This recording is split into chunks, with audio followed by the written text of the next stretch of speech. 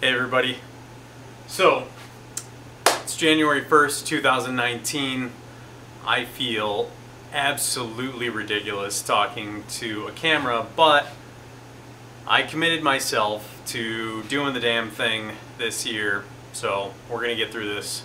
Not together because you're not here. I'm just going to be talking to a camera, feeling like an idiot. In any case, I'm working on a Tabernacle frame. And I decided to make this my first video, A, because it's January 1st, let's get it started right away, but secondly because I've made a personal commitment to start putting my work into shows. And part of that is filling out applications, and part of that is actually preparing work for shows. Now, for those of you who actually have gone and had work framed privately, it's great, and I'm not taking anything away from it, but in order to build big frames like this is for a piece of artwork that's 23 by 40. This frame would run, in some instances, close to $2,000. So I went ahead and purchased about $100 worth of material. Luckily, building a Tabernacle, I'm actually going to paint this frame in the end and maybe do some gold leaf. So I can get away with using something that's not a really super nice wood for this particular frame. But in any instance, I wanted to show you a little bit about this because while not everyone has access to a wood shop to build frames in, I wanted to talk about the fact that it is possible to make frames and to present your artwork in a professional way without breaking the bank.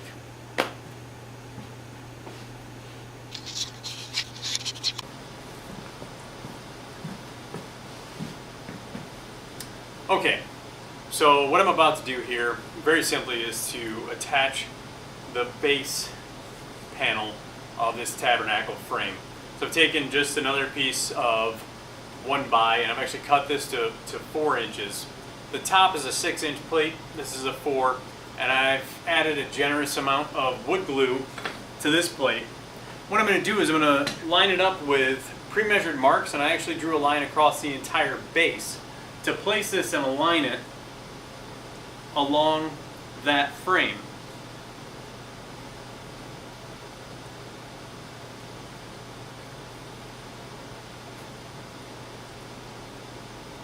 Okay, now what I'm feeling for is on either end the fact that I've created a 45-degree angle at this base, because when I lock this into place, I want it to be able to meet these little guys, which are my end caps.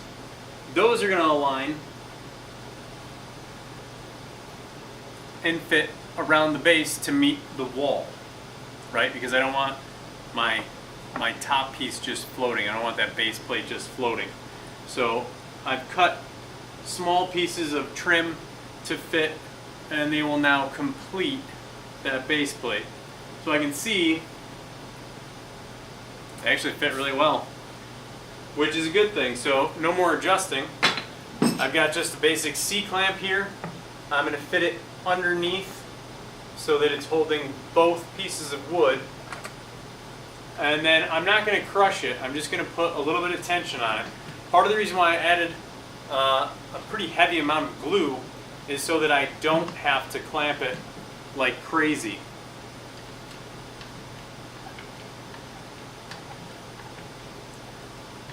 Put this down.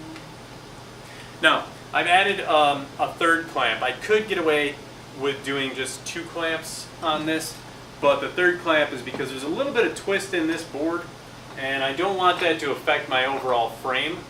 So what I'm going to do is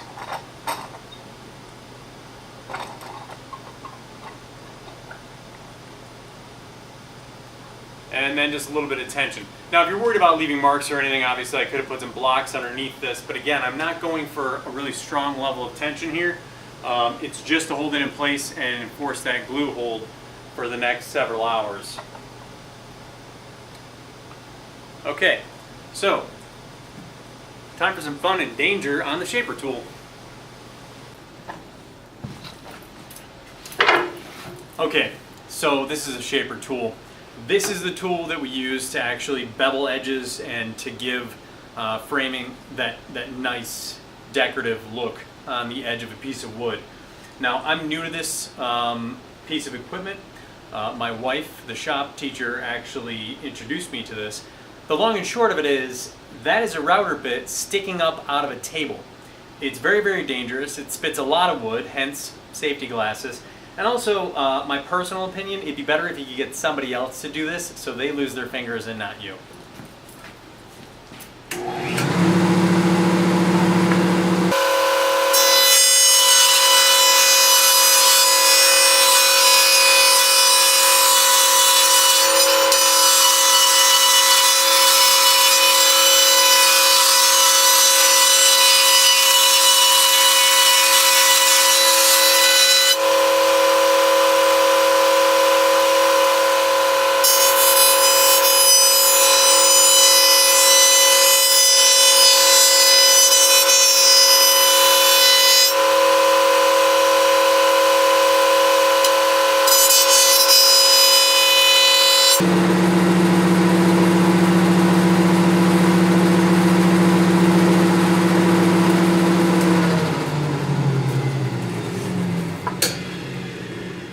Pretty cool stuff.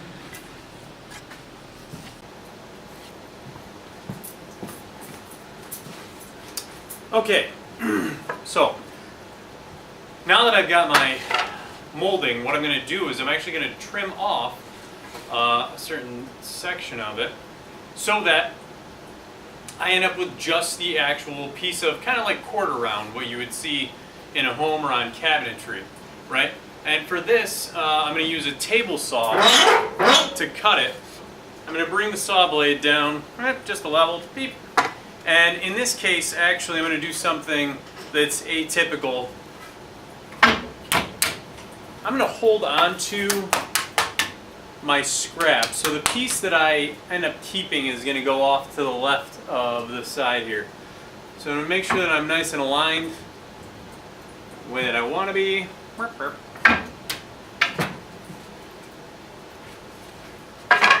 Get my little push stick.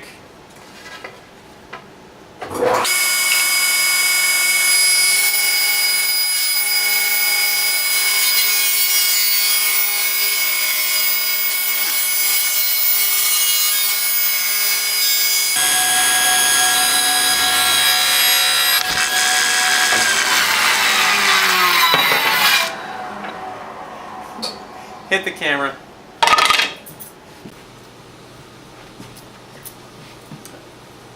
Okay, so I hope you can see this because I'm trying to kind of provide enough visual information while also not being a million miles away or too close. But either way, so I've cut this molding on the table saw, and I've basically got two options, right? So I can put it in this orientation so that it comes up and meets flush with the plane of the bottom plate here. Or if I wanted to flip it, I can actually place it and make it ride a little bit lower. Now, here's the deal on making that decision, okay? I've got my beveled edge here that I created when I made the initial frame, and then I've got the distance here that I'm going to expose the frame that holds the piece. And then, duly noted, I've got 1, 2, 3, and then that would make 4 lips of light that are catching the light when there's actually an illumination on the frame and the piece of artwork, right? So for me, I thought that I would really like this orientation, and I'm actually finding the more and more I look at it that I really like this. That it gives me 1, 2, 3 planes of light, and it's just a little bit cleaner, and I feel like it complements this edge, this shape that's on the very edge of the frame a lot better.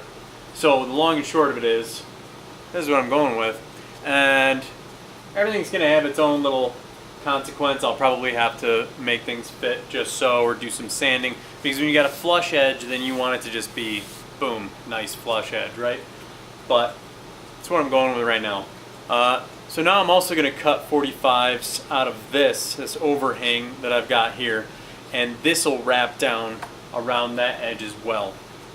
Although I think we're going to have to save that for next time.